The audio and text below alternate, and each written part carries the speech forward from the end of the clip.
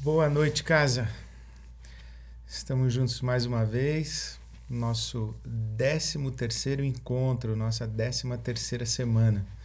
Estamos juntos hoje. Eu queria convidar você a orar comigo, a orar na sua casa, a orar com as pessoas que estão aí com você, mandar um beijo para todos e convidá-los à oração. Jesus, obrigado. Obrigado por estar conosco. Obrigado por nos acompanhar em nossa caminhada. Obrigado por essa noite de encontro. Obrigado, Jesus, por tantos encontros, tantas casas. Que a tua mão se estenda sobre todos aqueles que te buscam, que clamam pelo teu nome, que clamam pela tua misericórdia, que clamam pelo teu socorro, que clamam pelo teu reino, que clamam pela tua vontade. Estende a tua mão, Jesus, e abençoa os que clamam pelo teu nome. Abençoa-nos enquanto estamos juntos, nessa roda de conversa, para ouvirmos a tua voz. Nós consagramos esse tempo, consagramos as nossas vidas às tuas mãos, para a tua glória. Amém. Hoje nós chegamos ao capítulo 13 do Talmidim e justamente vamos ler juntos a oração que Jesus nos ensinou, a oração do Pai Nosso, a oração de Jesus, a oração dos discípulos de Jesus, das discípulas de Jesus, a oração dos discípulos do Reino de Deus. Palavras de Jesus dizendo: Pai Nosso que estás nos céus, santificado seja o teu nome, venha a nós o teu reino, seja feita a tua vontade, assim na terra como no céu. O pão nosso de cada dia nos dá hoje. Perdoa as nossas dívidas, assim como perdoamos aos nossos devedores. E não nos deixes cair em tentação, mas livra-nos do mal. Na tradução que os nossos irmãos católicos utilizam, a oração do Pai Nosso encerra aí. Livra-nos do mal, ponto. Mas na nossa tradução protestante, evangélica, a oração termina com a doxologia, porque teu é o reino, o poder e a glória para sempre. Amém. Essa é a oração de Jesus. Nós estamos acostumados a tratar não apenas a oração em si, mas o próprio conteúdo da oração de Jesus, essa oração do Pai Nosso. Estamos acostumados a tratar muito distanciados no tempo. Já 2000 anos que Jesus ensinou os seus discípulos a orar. E nós com esse tempo todo de distanciamento, perdemos algumas coisas muito importantes. Não somente estamos distanciados no tempo, mas nós estamos distanciados também social e culturalmente. Nós estamos no mundo ocidental, aqui é o mundo semita. Nós estamos num mundo de novos imperialismos.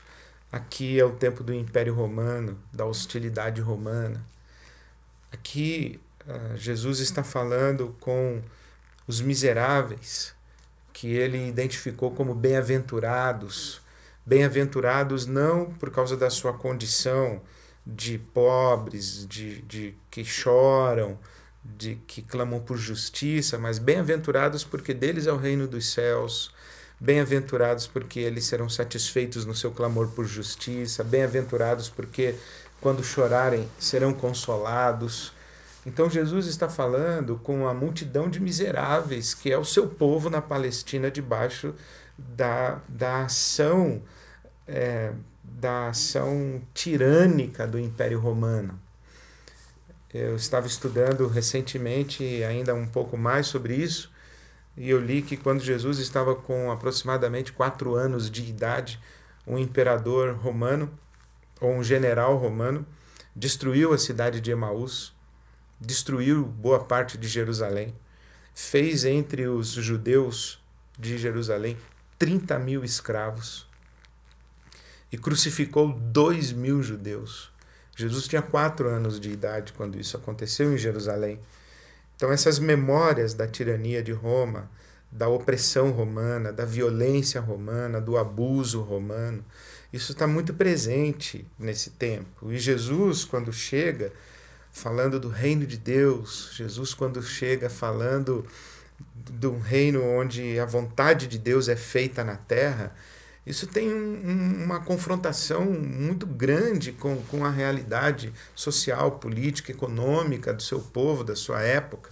Então, quando nós falamos da oração do Pai Nosso, quando nós falamos de oração nos dias de hoje, quando nós oramos por uma vaga de estacionamento no shopping, quando nós oramos por uma dificuldade com o cunhado, quando nós oramos por causa de uma dor de cabeça, quando nós oramos quando precisamos fazer um exame, ou uma prova, ou uma entrevista para emprego, quando nós oramos pelas nossas dificuldades particulares e pessoais, e quando nós oramos, inclusive, pelos nossos sonhos, pelos nossos desejos, pelas nossas esperanças, de certa maneira, inclusive legítimas, dos nossos projetos de vidas pessoais, nós estamos muito distanciados da oração do Pai Nosso. A oração do Pai Nosso ela é muito encarnada, a oração do Pai Nosso ela tem uma conotação muito mais profunda. Senão observe que orar não é, nessa perspectiva de Jesus, orar não é uma fala individual, pessoal, particular, íntima com Deus, a respeito dos meus problemas, do meu mundo, da minha necessidade, por mais legítimas que sejam as minhas necessidades, e muito menos dos meus sonhos, dos meus desejos, dos meus projetos para o futuro, do meu empreendimento de mim mesmo no mundo. Não, orar não é uma conversa pessoal e particular com Deus. A oração do Pai Nosso, por exemplo, é uma oração plural, é a oração de um povo, é a oração de uma gente, é a oração da comunidade do reino de Deus, não é de um projeto individual de uma pessoa. Então, a oração é essa conversa que Jesus nos insere na realidade do reino de Deus. Enquanto nós oramos o que ele nos ensinou a orar, nós tomamos consciência do que significa participar do reino de Deus. Nós não podemos esquecer que a convocação de Jesus foi: arrependam-se e creiam, porque o reino de Deus chegou. O reino de Deus está aqui. O evangelho de Jesus é a presença do reino de Deus. E a oração de Jesus é a nossa inserção nessa realidade do reino de Deus. Não é, então, uma conversa pessoal, particular, individual, íntima com Deus a respeito das minhas questões particulares, mas é a minha participação como povo do reino de Deus, como comunidade do reino de Deus, essa comunidade messiânica que vai se formando ao redor de Jesus, o Messias. Então é nessa perspectiva que ele vai nos ensinar a orar. Orar é mergulhar com profundidade na experiência concreta da presença do reino de Deus na história. E esse mergulho na presença do reino de Deus na história não é algo pessoal, individual. É uma experiência coletiva, comunitária, é de um povo, o povo do Messias, que nós chamamos de igreja. Então essa oração é plural. Então ele começa nos dizendo: Pai Nosso que está nos céus. Os estudiosos dizem uma coisa muito linda, que Jesus não localiza Deus no templo de Jerusalém. Jesus localiza Deus nos céus.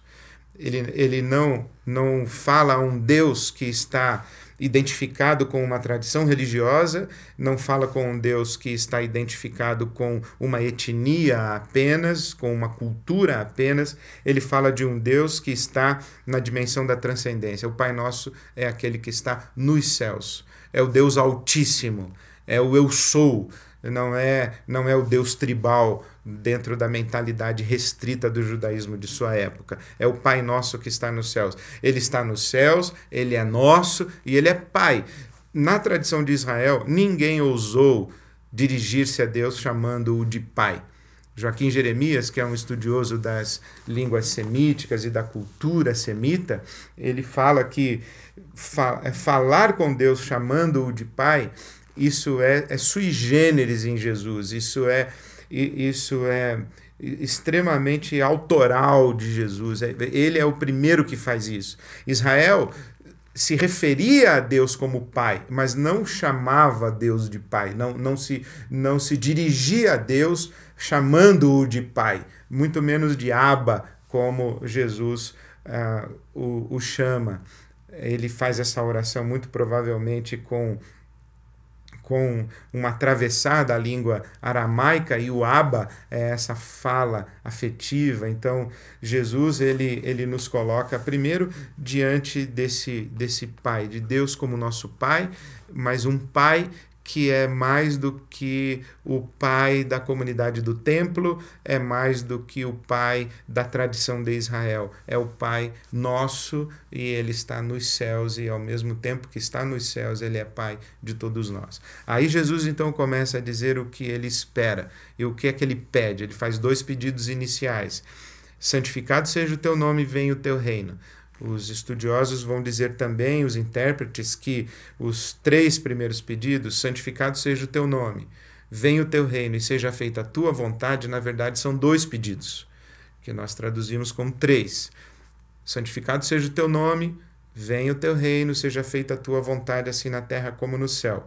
Os estudiosos dizem que na verdade são 2. Santificado seja o teu nome, venha o teu reino, isto é, seja feita a tua vontade, assim na terra como no céu. O que é o reino de Deus? É o ambiente onde a vontade de Deus é realizada na terra como no céu. Em outras palavras, o reino de Deus é o ambiente onde a vontade de Deus é realizada.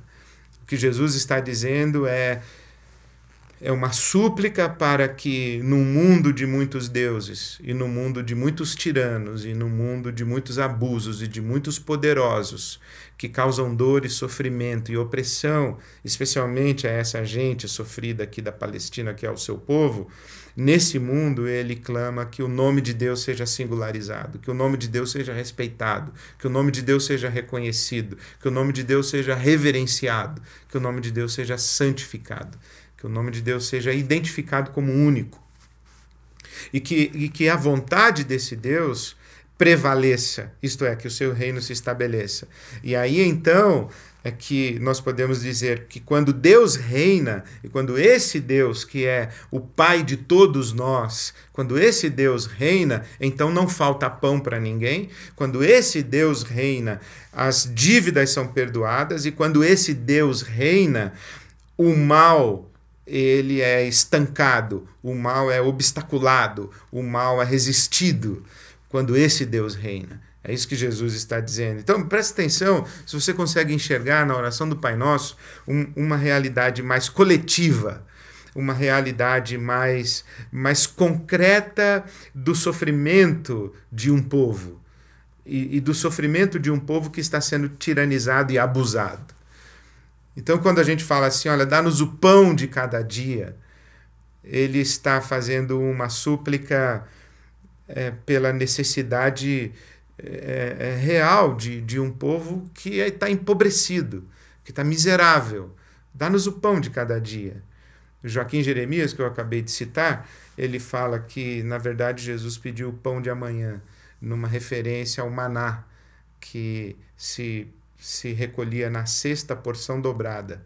O maná que caía para o povo de Israel no deserto, eles recolhiam na sexta-feira, não apenas para a sexta-feira, mas também para o sábado. Então Jesus está dizendo, dá-nos esse pão que vem para saciar todas as nossas fomes, a nossa fome de concreta mesmo do corpo, mas a nossa fome que nos coloca na realização plena do Shabat. Dá-nos a satisfação, dá-nos a saciedade, não só do pão para o corpo, mas dá-nos o contentamento, dá-nos o teu shalom, dá-nos o teu Shabat, dá-nos esse pão do Shabat, dá-nos esse pão do shalom. E o shalom e o Shabat é o tempo quando Deus provê abundantemente tudo para todo mundo.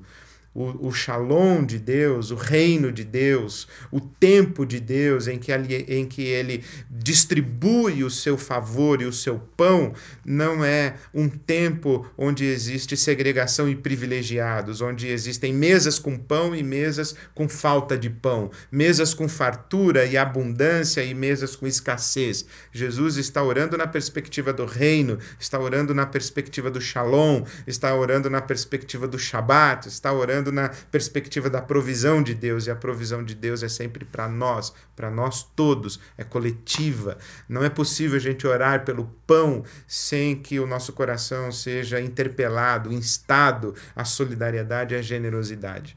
Isso tem muito significado com perdoa as nossas dívidas, assim como perdoamos aos nossos devedores, que na tradução posterior a gente vai mudar para perdoa as nossas ofensas, assim como nós perdoamos quem nos tem ofendido. Isso daí parece que nós estamos orando a respeito das brigas da família, dos problemas da família, irmão brigando com o irmão, primo com a prima, ou no máximo aí vizinho com vizinha, ou problema de igreja. Os caras brigaram no coral, brigaram na banda, no departamento de evangelização ou lá na congregação, agora vamos nos reconciliar. Ele não está falando disso, ele está falando de gente endividada, gente que não tem terra, gente que está na mão de agiota, gente que depende desse mercado cruel, de gente que está endividada, gente que perdeu suas posses, gente que está no vermelho. Ele não está falando do cunhado que brigou com o outro. Ele está falando de gente que está numa realidade social completamente destruída. Gente sem crédito. E uns estão cobrando as dívidas dos outros. O que Jesus está dizendo perdoa as nossas dívidas da mesma forma como nós perdoamos. E o perdão o que é? Sabe o que é o perdão? É a oportunidade de começar de novo. Gente endividada não começa de novo. Gente endividada só começa de novo quando alguém dá quitação de dívida. Enquanto você é endividado, enquanto você é devedor, o seu credor tem poder sobre você. Você é escravo do seu credor. Por isso, quando Jesus diz, perdoa as nossas dívidas, dá-nos a oportunidade de começar de novo, zera o nosso passivo, dá-nos uma folha em branco novamente. É isso que nós temos que fazer com as pessoas, dar a elas uma oportunidade de começar a vida novamente, perdoando as suas dívidas. Imagine como seria o mundo se isso acontecesse, se nós dessemos a oportunidade de pessoas começarem de novo. Aí você vai dizer assim, mas as pessoas são vagabundas, elas vão se endividar novamente. Como você, como eu, nós somos assim, nós precisamos de constantes oportunidades para começar de novo. E perdoar dívidas é dar às pessoas a oportunidade de começar de novo. E se você pergunta assim, quantas vezes a gente deve fazer isso? Jesus respondeu 70 vezes 7, isto é, sempre. Sempre dar a oportunidade para as pessoas começarem de novo. É isso que Jesus está pedindo para nós, é isso que Deus faz conosco. A palavra de Deus diz que a misericórdia do Senhor se renova a cada manhã. Cada manhã Ele nos dá uma folha em branco, Ele nos dá a oportunidade de começar de novo. Então, assim como Deus faz conosco, vamos fazer com as outras pessoas também. E livra-nos do mal. Qual é o mal? O mal livra-nos da tentação, não nos deixes cair em tentação e livra-nos do mal. O que Jesus está dizendo? Ele está dizendo, Deus, me dá força na hora que eu quiser comer o pudim e eu estou de dieta. Não é isso. Vencer tentação não é isso. Vencer tentação é muito mais do que as nossas lutas com os nossos pecados individuais particulares.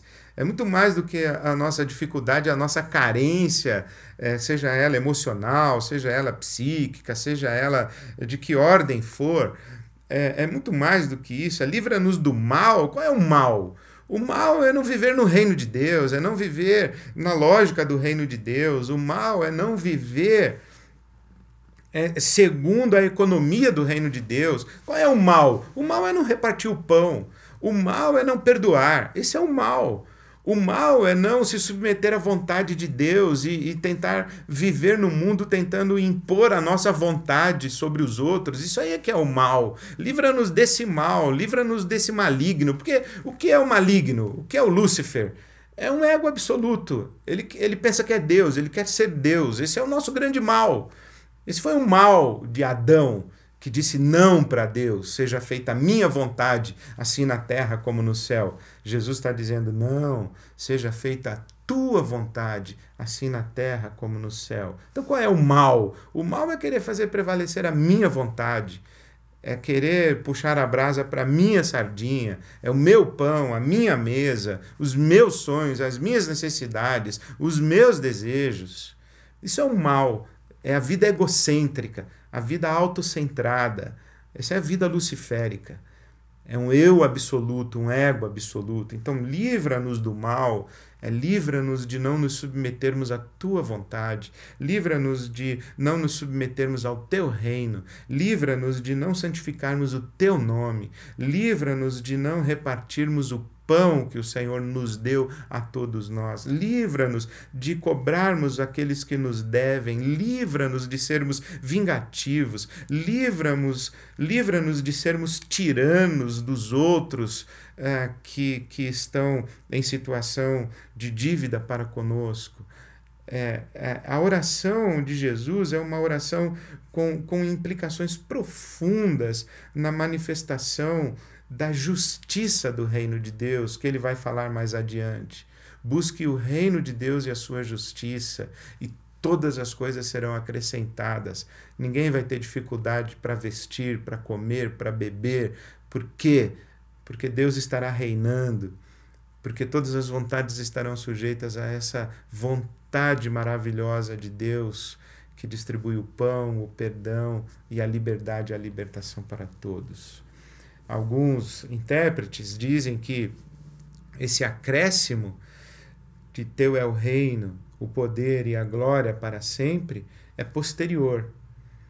E os que fizeram esse acréscimo à oração de Jesus, se é que fizeram, interpretaram que esse seria o mal do qual ele estaria pedindo que fôssemos livres. Essa seria a tentação da qual deveríamos escapar. A tentação de tomar das mãos de Deus o reino que é dele.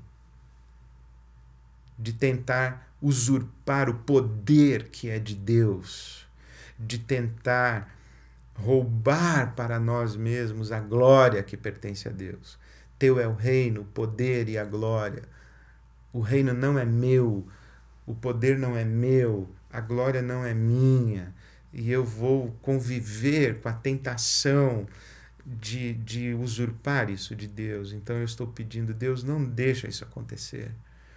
Me mantenha submisso ao teu reino, santificando o teu nome, vivendo segundo a tua vontade, vivendo para a tua glória. Essa é uma oração que ganha um significado tão mais abrangente, tão mais profundo, tão mais impactante. E quando a gente começa o nosso encontro de hoje, orando pelos nossos irmãos no Chile, orando pela igreja e pelos nossos irmãos no Nordeste do nosso Brasil, e não somente por esses dois contextos de realidade histórica, social, política, econômica, mas orando pelo nosso mundo, imaginar o que seria o mundo quando essa oração fosse não apenas compreendida, mas ela fosse vivida. Se nós estivéssemos dizendo que a vontade de Deus prevalecesse nas nossas ruas e que as pessoas tivessem oportunidades de recomeçar a sua vida, fossem livres dos seus endividamentos, fossem livres da sua miséria, da sua pobreza, recebessem o pão à sua mesa. Como seria um mundo tão diferente se nós não estivéssemos, cada um de nós, tentando construir o nosso próprio império, nosso próprio castelo, tentando fazer prevalecer o nosso poder e querendo a glória e querendo a nossa face resplandecente com a glória que pertence somente a Deus. Como seria diferente o mundo? É esse o mundo que Jesus sonha, e não pode ser outro sonho de quem é discípulo, discípula de Jesus, quem é seguidor e seguidora de Jesus, e quem ousa levantar os olhos aos céus para pronunciar a oração invocando Deus como Pai nosso, não pode ter outro sonho, não pode ter outra utopia, senão a utopia do reino de Deus. Eu gostaria de sugerir, então, que você conversasse aí, primeiro sobre oração. O que é oração para você? Como é a sua vida de oração? O que é orar?